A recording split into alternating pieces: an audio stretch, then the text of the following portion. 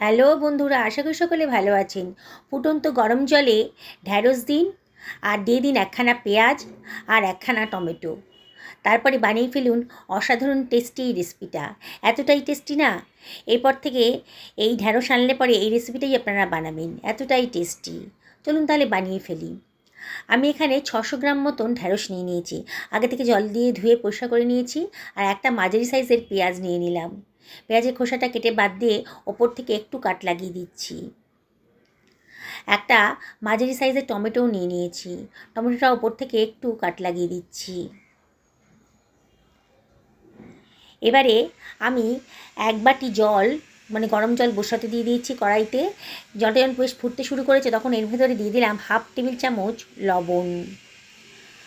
এবারে দিয়ে দিচ্ছি ঢ্যাঁড়সগুলো। গরম জলের ভেতর ঢ্যাঁড়সগুলো দিয়ে দিলাম।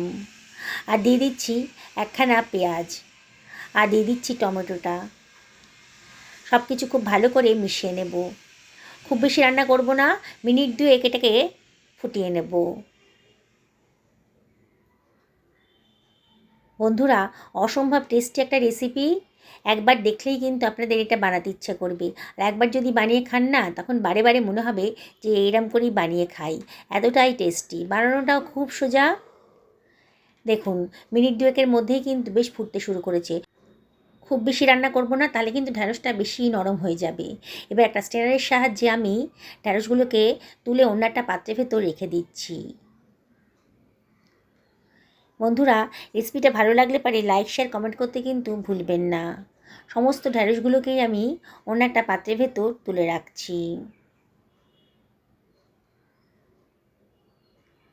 ঢ্যাঁড়স সেদ্ধ করা এই জলটা কিন্তু ফেলে দেব না। এই জলটা কিন্তু আমি রান্নার কাজেই ব্যবহার করে নেব।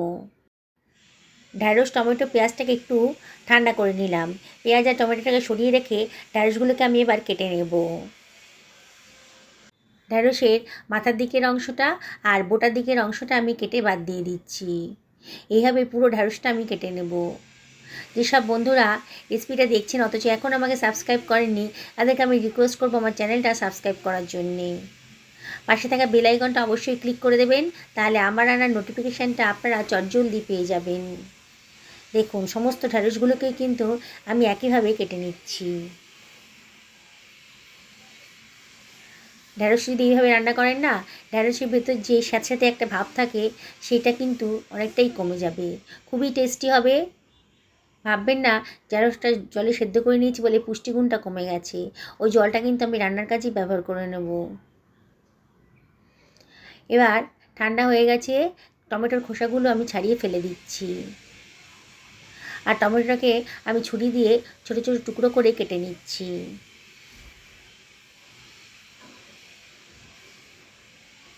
তাহলে গ্রাইন্ড করতে সুবিধা হবে। গ্রাইন্ডারের মধ্যে দিয়ে দিলাম। পেঁয়াজটাকেও আমি কুচি কুচি করে কেটে গ্রাইন্ডারের ভেতর দিয়ে দিচ্ছি। এবারে গ্রাইন্ডারের ভেতরে 1/4 টেবিল চামচ মতো হলুদের গুঁড়ো দিলাম। 1/2 টেবিল চামচ ধনের গুঁড়ো দিলাম। 1/2 টেবিল চামচ জিরের গুঁড়োও দিলাম। 1/2 টেবিল চামচ লঙ্কার গুঁড়োও দিলাম। লঙ্কাটা অবশ্যই নিজেদের পছন্দ মতো দেবেন। আর দিয়ে দিচ্ছি 1/2 টেবিল চামচ লবণ। আর 2 টেবিল চামচ মতন জল এর ভেতরে দিয়ে দিচ্ছি। এবার এটাকে আমি গ্রাইন্ড করে নিচ্ছি। সমস্ত বেসিক মশলাগুলো আমি দিয়ে দিলাম। পরে আর কোনো বাড়তি মশলা দিতে হবে না। দেখুন কত সুন্দর একটা পেস্ট তৈরি হয়ে গেছে। আমি আর একটা পেঁয়াজ নিয়ে নিয়েছি। এই পেঁয়াজের খোসাটা কেটে আমি এটাকে ঝিরিঝিরি করে কেটে নিচ্ছি। যেসব বন্ধুরা ফেসবুক থেকে রেসিপিটা দেখছেন তাদেরকে আমি রিকোয়েস্ট করবো আমার পেজটা ফলো করার জন্যে। সমস্ত পেঁয়াজটাই আমার কাটা হয়ে গেছে। এবার এটাকে আমি সরিয়ে রাখছি।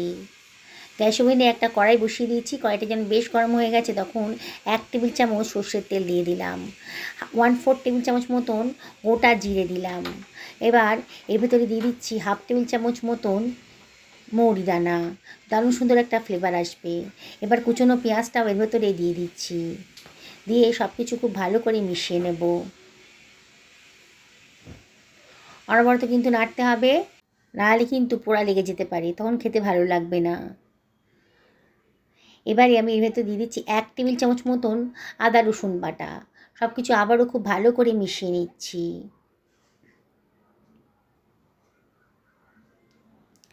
গ্যাসের ফ্লেমটা মিডিয়াম টু হাইতে রেখেছি। মশলাটা মানে পেঁয়াজটা একটু ভাজা ভাজা মতন হয়ে গেছে যখন, তখন গ্রাইন্ড করে রাখা মশলার পেস্টটা আমি দিয়ে দিলাম। গ্রাইন্ডারটা ধুয়ে অল্প জলও দিয়ে দিলাম, দিয়ে আবারও সব কিছু খুব ভালো করে মিশিয়ে নিচ্ছি। অসম্ভব টেস্টি রেসিপিটা আজকে তৈরি হতে চলেছে। এবারে আমি এটা ঢাকা দিয়ে মিনিট 2 লো ফ্লেমে রান্না করে নেবো, তাহলে তাড়াতাড়ি মশলাটা কষানো হয়ে যাবে।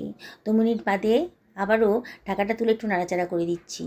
দেখুন মশলাটা অনেকটাই কষানো হয়ে গেছে, মশলার গা থেকে তেলও বেরোতে শুরু করে দিয়েছে।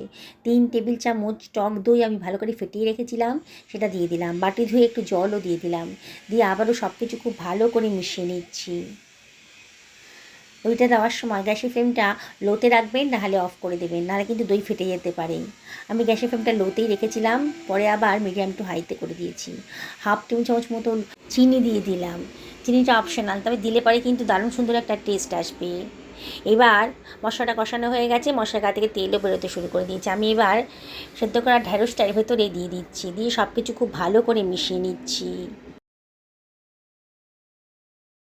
অনবরত কিন্তু নাড়তে হবে, নাহলে কিন্তু পোড়া লেগে যেতে পারে। মিনিট 2 এইভাবে ভালো করে মশলার সাথে ঢ্যাঁড়সটাকে কষিয়ে নেব। অসম্ভব টেস্টি রেসিপি তৈরি হচ্ছে। দেখুন মিনিট 2 হয়ে গেছে।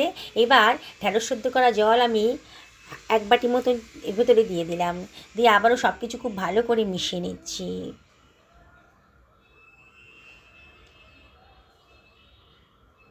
সব কিছু খুব ভালো করে মেশানো হয়ে গেছে। এবার কতগুলো কাঁচা পাকা লঙ্কাও দিয়ে দিলাম, দিয়ে আবারও সব কিছু খুব ভালো করে মিশিয়ে নিচ্ছি।